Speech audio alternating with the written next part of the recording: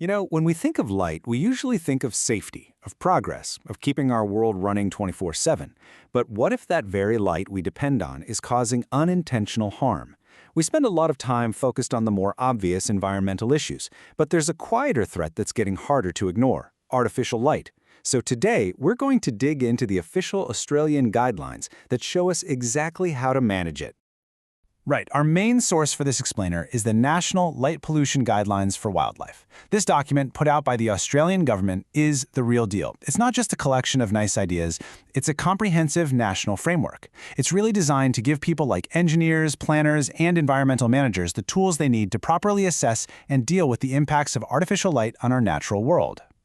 And make no mistake, this problem is growing. Now, a 2% increase per year, that might not sound like a lot, does it? But it represents this slow, steady creep of artificial light into habitats that have, for millions of years, only ever known the rhythms of the sun and the moon. We're not just talking about losing our view of the stars here. We're talking about a genuine pollutant that can disrupt breeding, throw migration patterns into chaos, and threaten the very survival of countless species. So what do we do about it? Well, the good news is the guidelines aren't asking us to just switch everything off and go back to the dark ages. Not at all. Instead, they give us a really clear, practical framework for using smarter lighting. Let's walk through the 6 core principles that really form the backbone of best practice design. Here they are, the 6 big ones. First up, start with darkness. Only add light where you absolutely have to. Second, use adaptive or smart controls. Think timers, think sensors, so the light's only on when it's actually needed. Third, and this is huge, make sure the light only hits the target area and doesn't spill everywhere else. Fourth, dial it back. Use the lowest intensity that still gets the job done safely. Fifth, think about surfaces and try to use non-reflective ones to cut down on glare. And finally, and this is a crucial one, use light with as little blue wavelength as possible. Altogether, these 6 things give us a powerful toolkit for designing responsibly. And this slide is a perfect illustration of that third principle: light only what you intend to. Look at the image on the left. That's your classic unshielded light, just blasting energy in every direction, wasting it, and creating that orange sky glow we're all familiar with. Now compare that to the one on the right. It's fully shielded. All that light is directed exactly where it's needed, down on the path. It's just so much more efficient, it's effective, and it's far, far better for the environment. It's a very similar story when we talk about intensity. It's so easy to fall into the trap of thinking brighter is always better or safer. But the picture on the left shows what the guidelines call an unacceptable level of lighting. It's just a wall of glare. The best practice on the right, though, it achieves the exact same outcome: a safely lit area, but with way less intensity. The key takeaway here is to use only what's necessary. It doesn't just reduce your energy bill, it dramatically cuts down on the ecological damage. Okay, so those principles are great, they make a lot of sense, but why are they so important? To really get our heads around that, we need to do something a bit different. We need to stop thinking like humans for a minute and try to see the world through the eyes of our wildlife. Let's get into the science that really makes the case for this whole approach. This really is the million-dollar question, isn't it?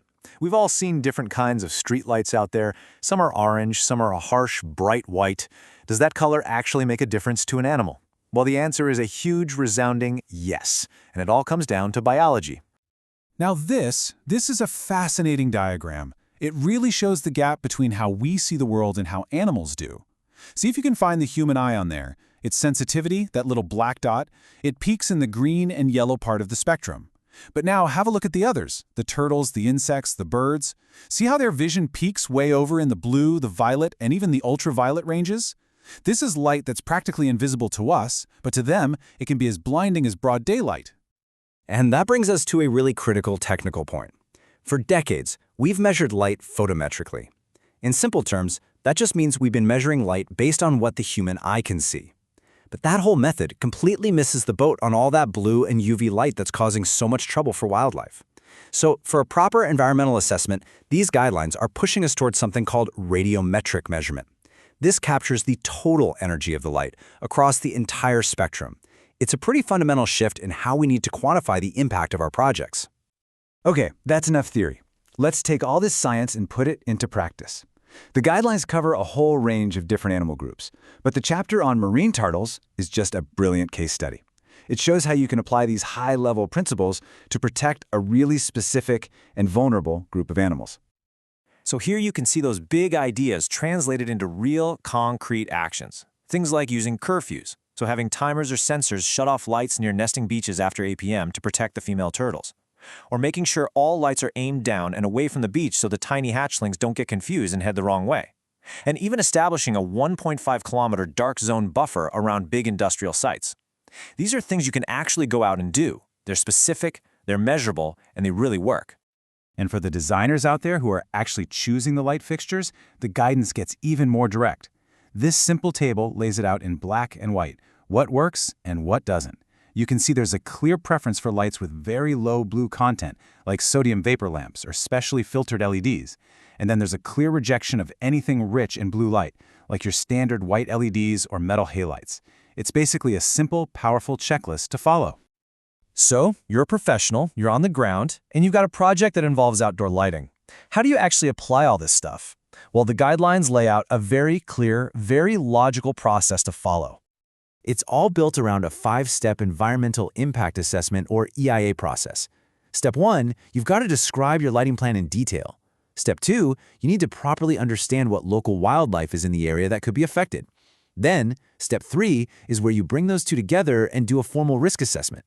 Based on that risk, you move to step 4, where you create a specific light management plan using all those principles we've talked about. And finally, step 5, which is so often missed, but is absolutely critical. You have to monitor and audit the project to make sure the plan is actually working in the real world. It's a robust cycle that really puts protecting wildlife at the very heart of the design process.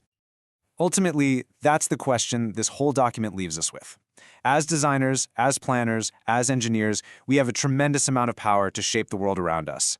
And what these guidelines show us is that with thoughtful design, with a deeper understanding of the science, we can absolutely build a world that's safer and more efficient for people without completely erasing the darkness that our native wildlife needs to survive.